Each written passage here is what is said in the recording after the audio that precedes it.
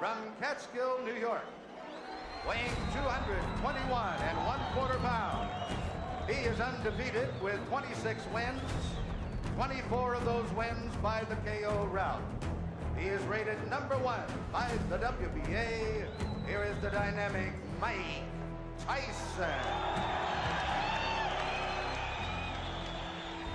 The most expensive heavyweight fighter, the strongest puncher, the best in many other ways. So counter right hand by Mike Tyson is invited. And there was an uppercut. In this video, we're going to recall the 15 best knockouts performed by Tyson and enjoy every moment. Mike learned his signature style, characterized by its speed and explosive sharp blows, from Cus D'Amato. This style manifested itself from the beginning of Mike's professional career and was especially evident in the 15 most powerful knockout blows he delivered. One of his early fights is no exception, his bout with Marvis Frazier in 1986. At that time, Marvis was a promising boxer, with a record of 16-1. Everyone expected a legendary spectacle from the fight. Tyson moved his opponent into a corner and delivered a right uppercut, followed by a series of 5 powerful blows. Frazier falls, and the referee starts counting. Only 30 seconds have passed from the start of the fight, and Marvis was unconscious. The referee stops counting. It took several minutes for Frazier to come to his senses. It's not without good reason that this hard knockout is called one of the most spectacular in Iron Mike's career. Give me first your reaction to the fight. The fight, I was confident. I trained real hard with my trainer, Kevin Rooney, who I owe a great deal to. And I came out and I was confident. I knew the fight. I felt it deep in my heart. I was going to stop him in the first round. Did you know from watching tapes of him that you could hit him with the uppercut? No, that's my favorite punch.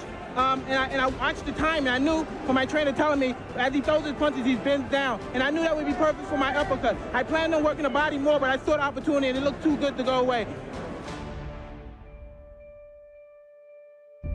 In September 1986, Mike Tyson entered the ring against Alfonso Ratliff. The fight against Alfonso was the last before Mike's first championship title fight with Trevor Berbick. Tyson quickly figured out his rival, demonstrating the brilliant technique that distinguished him from his early years in the professional ring. After waiting a moment, Mike dodges to the left and throws a powerful left hook into Ratliff's jaw. Alfonso falls to the floor. He gets up on one knee and waits until the referee counts to 9 before he stands. Mike rushes to finish the fight and shoots a series of 8 hits. Ratliff barely escapes in the clinch.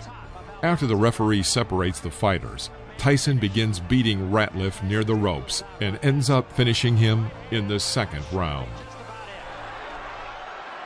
Davey Pearl looking very closely. And that's all. It's over.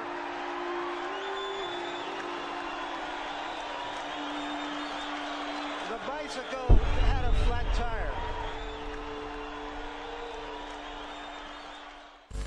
Tyson's strength is both impressive and terrifying.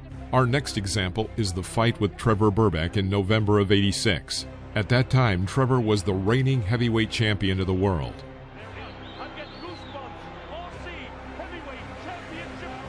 At the end of the first round, Berbick is on the verge of a knockout.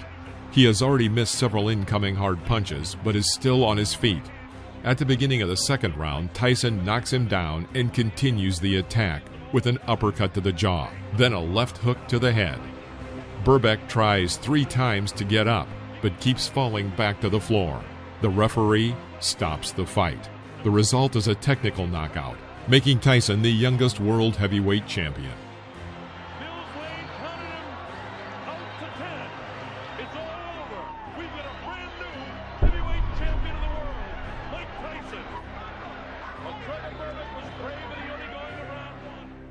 Iron Mike is famous for the brutal power he used against his opponents.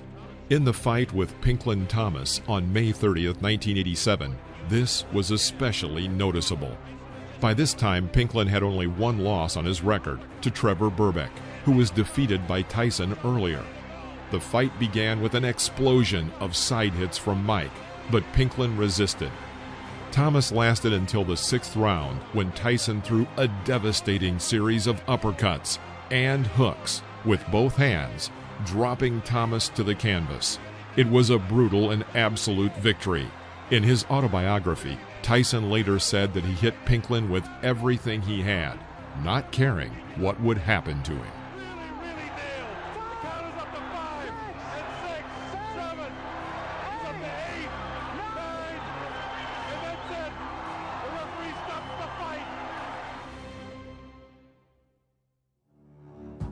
Once and for all was the title listed on the posters about the fateful fight of the two undefeated heavyweight champions, Michael Spinks and Mike Tyson. In 1988, this was perhaps the most important event in the world of professional boxing. Tickets cost more than $1,500, and such celebrities as Madonna, Oprah Winfrey, and Sylvester Stallone came to see the spectacle. The hall was full of stars. Normally have been in the past. Now watch Tyson jump right into his chest.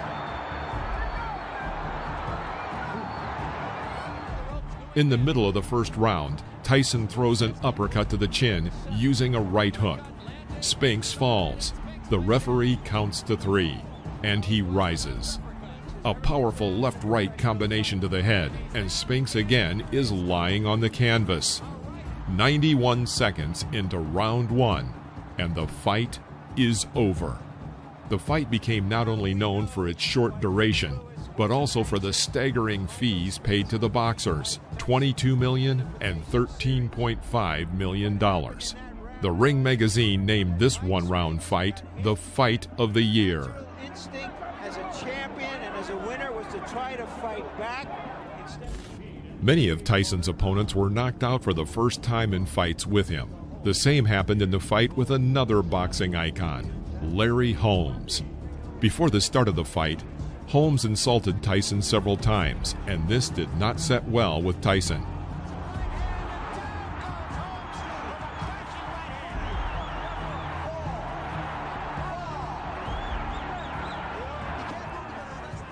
During the fight, Iron Mike showed animal aggression in all its glory. The fight ended in the 4th round, delivering an extremely humiliating defeat for Holmes, who was knocked down 3 times. In the end, after the knockout, Larry had an episode of fainting and shock. He needed a doctor to get up. Larry Holmes subsequently considered this fight his only defeat and called Tyson a real champion.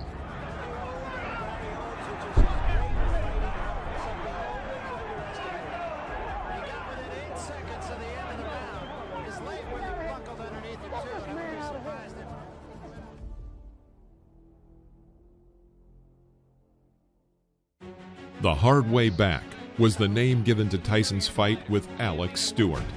After suffering a defeat in the fight with Buster Douglas, losing his title and damaging his reputation, Tyson actively tried to restore both, and he succeeded. 10 seconds into the fight, and Stewart was knocked down with 2 speedy right punches. He got up on the count of 5 and was knocked down again about a minute in.